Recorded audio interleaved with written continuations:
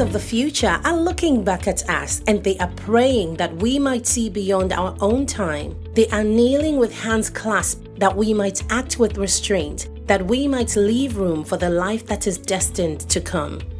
GCIC was established to support small and growing businesses in Ghana who have a climate innovation, focused on 5 key sectors. So that's climate smart agriculture, domestic waste management, water management purification, solar power, and also energy efficiency. Given the global climate emergency, there is a need to ensure that the community of people that make up 70% of the economy are climate responsive and climate resilient and climate smart in how they start operating to grow their business. So the big idea is to ensure that more and more people are professionalizing their entrepreneurship to ensure that these businesses with climate innovation are successful, they can go the long haul, and they can respond appropriately to the global climate emergency. GCIC is a unique incubator that is focused on developing green, profitable, and sustainable businesses in Ghana. GCIC develops leaders who are ethical, critical thinkers, and have a deep commitment to gender equality and social responsibility. GCIC is a disruptive force leading the efforts to mitigate climate change and driving Ghana's green economy. But the most significant change we've seen in entrepreneurs who come into the incubator has been around the mindset change. In the beginning, every entrepreneur believes that all they need is money, and boom, they are going to be successful. Then there are those who do not recognize how difficult entrepreneurship can be. And of course, there are also the grantpreneurs who spend all the entrepreneurship journey chasing grants. Now, through interventions like the GCIC Wellbeing, portfolio management, and opportunities to meet other relatively more experienced and successful entrepreneurs, we've succeeded in cultivating a crop of impact-based entrepreneurs who recognize the rigor it takes to build businesses, are willing to practice that rigor, and have the skill sets to actually make it work. We've chalked a number of successes with the Access to Finance work stream within the Ghana Climate Innovation Center, one of which is a business named Neat EcoFeeds. The business actually came into the incubator at a time not many people would have the trust in them to transform their business into a viable one. We trusted in the idea and supported them with a POC grant. Today, they are a business that is generating revenue and employing people, and they've gone ahead to win numerous awards, including the African Entrepreneurship Award and the Waste Recovery Innovation Challenge. This is the belief we have in the businesses, and we've seen that if you can support young and upcoming businesses to transform their business idea models into a profitable one, the opportunities for them to scale and create employment is just enormous. The policy and regulatory framework worked around 3 main pillars. The first one is about stakeholder engagement. The second stage is to do policy relevant research. And based on our research, we moved on to the third pillar, which is advocacy. The problem that we face is that the timing of our investigation is not always in line with the timing of policy changes. But we are confident that the results that we give and the knowledge products that have been produced are going to inform future policy changes or the enactment of future policies. Marketing has been a critical part of GCIC's success.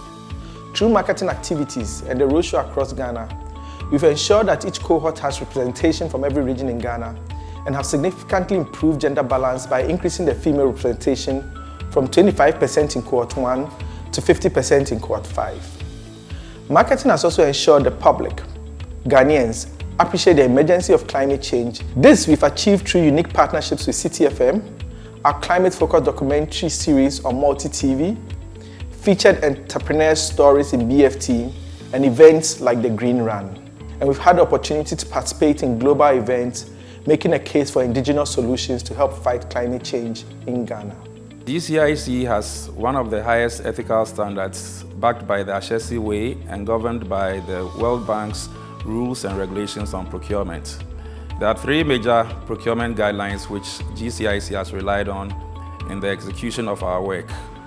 guidelines for procurement of goods, works and non-consultancy services, guidelines on the selection and employment of consultants, guidelines on prevention and combating procurement fraud, and this way we ensure that we always have value for money.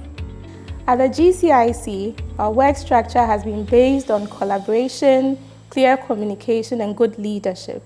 Every member of the GCIC team understands very clearly that we are part of something great and that we could use our work at GCIC as a tool to effect change.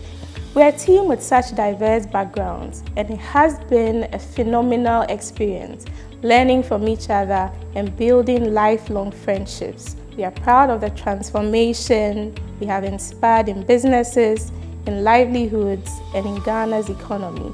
We look forward to continuing our work in GCIC 2.0. GCIC has achieved many successes, and first and foremost, it's the only national green business incubator in Ghana. But I think what GCIC has done that's remarkable is to really seek to provide small and growing businesses with the skills, the tools, and the professional business advisory services that they need to thrive in their business. Developing a community of enterprises that can network together, that can learn from one another. Internationally, our organization has also been recognized for having a business model that works at the nexus of climate change, private enterprise, ecological prosperity and economic development, and to do so with a focus on small and growing businesses. With big corporations, you have the likes of the World Business Council for Sustainable Development, which major corporations are all part of. We need that kind of, should I say, interaction at the small and growing business level. And I think that's what the model of the CICs and GCIC does. So future-friendly, future-forward enterprises that are solving societal problems, solving economic problems, creating jobs, as well as responding to the ecological issues as well. Tackling climate change cannot just be a matter of protocol or a simple adaptive practice.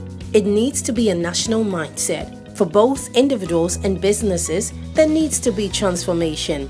At GCIC, we understand it won't be an easy journey, but we are ready to explore ways in which we can do just that. We continue to improve our program based on lessons we learn as we execute.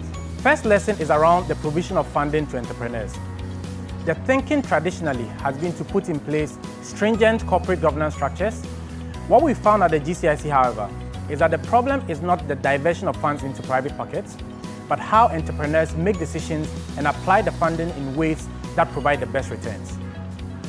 This learning is what informed how we structure the portfolio management to ensure that when GCIC provides funds to entrepreneurs, these entrepreneurs get the best support in making their decisions on how to apply these funds optimally. The second lesson has to do with how we do our search and selection and the importance of ensuring a good fit between entrepreneurs and the incubator. GCIC does this by first providing a public forum for alignment with entrepreneurs and then administering psychometric assessments to all shortlisted applicants. The forum ensures that entrepreneurs are also able to assess and decide if the GCIC is what they need and what they want. At GCIC, we aim to be a center of excellence, growing Africa's green economy through sustainable entrepreneurship, innovation, and climate policy advocacy. And I think what is great about the model of the GCIC is that it encourages all of us as businesses, as individuals, as consumers, as even the government sector to consider and respond to the need to ensure that we're creating a future that is better than what it is that we have today.